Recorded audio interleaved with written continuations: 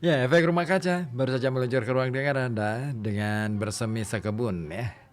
Oke, dan masih dilanjut kebersamaan kita di Halo Kota Batik sampai petang nanti dan saya mau menyapa terlebih dahulu yang sudah gabung di 0855420912 ada Sari di Comel ya. Cuman minta di play aja. Oke, lagunya ya. Aku siapin deh. Oke. Nah, kita masih bahas mengenai karakter anomali yang sering kali wirawiri di media sosial. Tadi sudah kita kupas apa ya, selintas mengenai bahayanya konten atau karakter anomali dalam konten-konten di media sosial, terutama di reels ataupun video-video pendek. Lalu ada lagi nih, kenapa sih Gen alpha atau generasi alpha ya, ini suka dengan yang namanya karakter anomali ya, atau terutama brain rot gini. Ya, kalau tadi kita sudah sedikit ngulik tentang karakter anomali, nah kita akan bahas nih soal why, kenapa anak-anak itu suka dengan mereka. Ya, yang pertama, ternyata ya konten anomali brain rot ini umumnya hadir dalam bentuk short video ya, atau video pendek yang penuh dengan kejutan, baik secara visual maupun audionya. Dan apa ya, visualnya itu jarang sekali ya ditemukan atau tidak biasa dan jarang didengar audionya. Dan ini menciptakan efek novelty seeking. Apa itu? Nah ini, menurut Claude R. Cloninger, novelty seeking ini adalah kecenderungan seseorang untuk merasa senang dan bersemangat menghadapi hal-hal baru, terutama jika hal itu menjanjikan hadiah atau menghindari dari hukuman. Nah, seperti yang kita tahu, anak kecil, terutama gen alpha, itu memiliki rasa ingin tahu yang sangat besar, ya kan?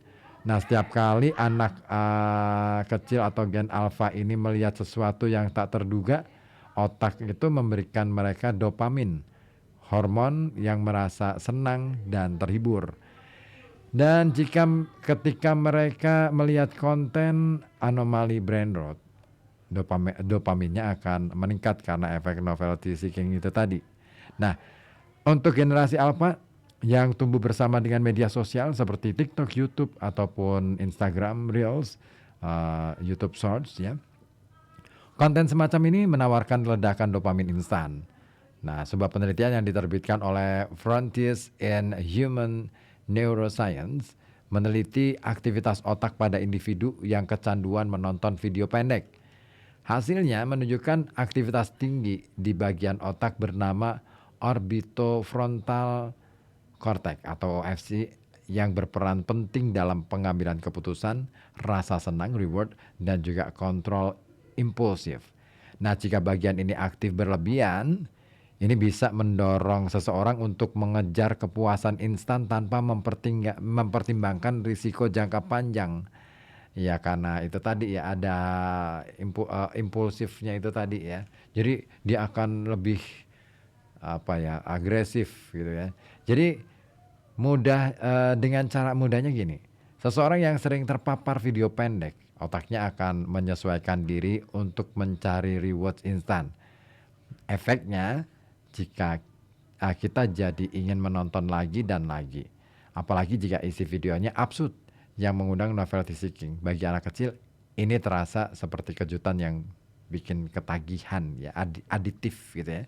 Ngeri juga ya, ternyata media sosial itu kalau dipikir-pikir lagi ya, media sosial dengan kemampuannya untuk mengaruhi orang supaya ketagihan, apa bedanya dengan narkoba ya kira-kira ya.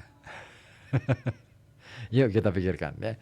Kemudian yang kedua, cognitive fatigue, apa ini? Gimana ini bacanya? Fatigue dan juga escapism.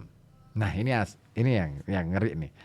Jadi gen alpha itu hidup di era multitasking digital.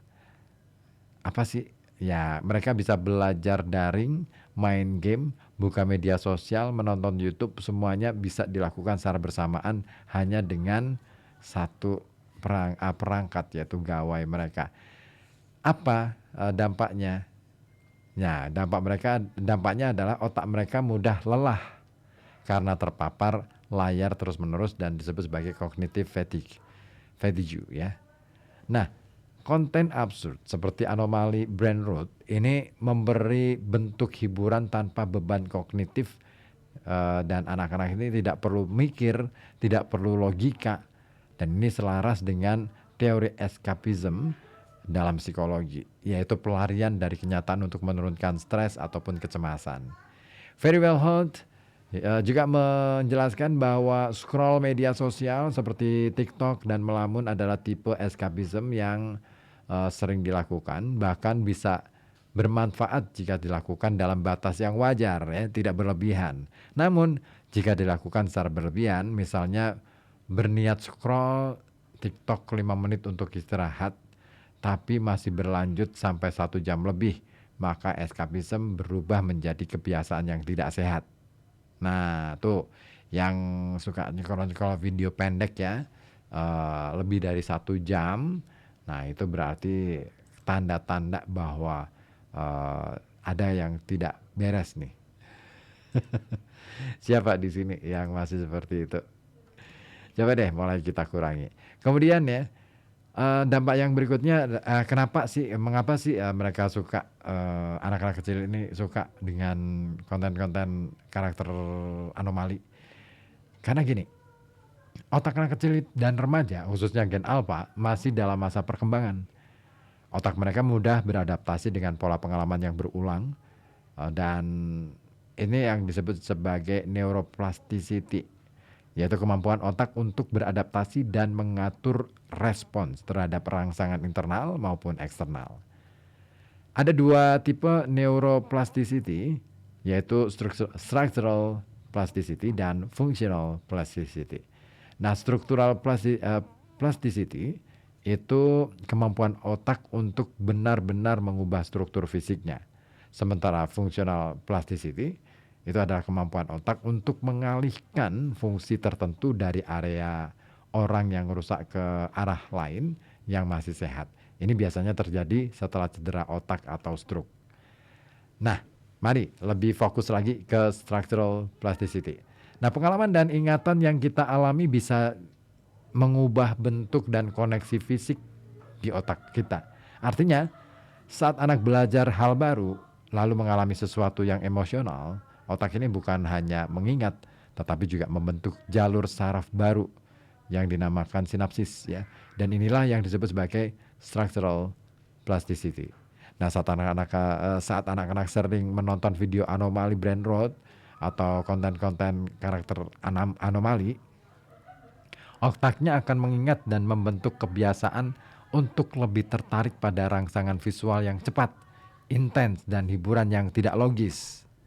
Nah, makanya jadi pikirannya jadi aneh gitu, ikutan aneh. Jadi nggak heran, anak-anak itu bahkan sampai hafal nama-nama anomali brain rot. Ketika otak anak ini terus-menerus terpapar konten anomali brain rot atau karakter anomali, lambat laun ini akan menimbulkan preferensi terhadap hal-hal absurd dan sensasional. Ya, akibatnya apa? Ketika disuguhi konten yang lebih lambat, terarah dan penuh narasi, mereka lebih cepat merasa bosan.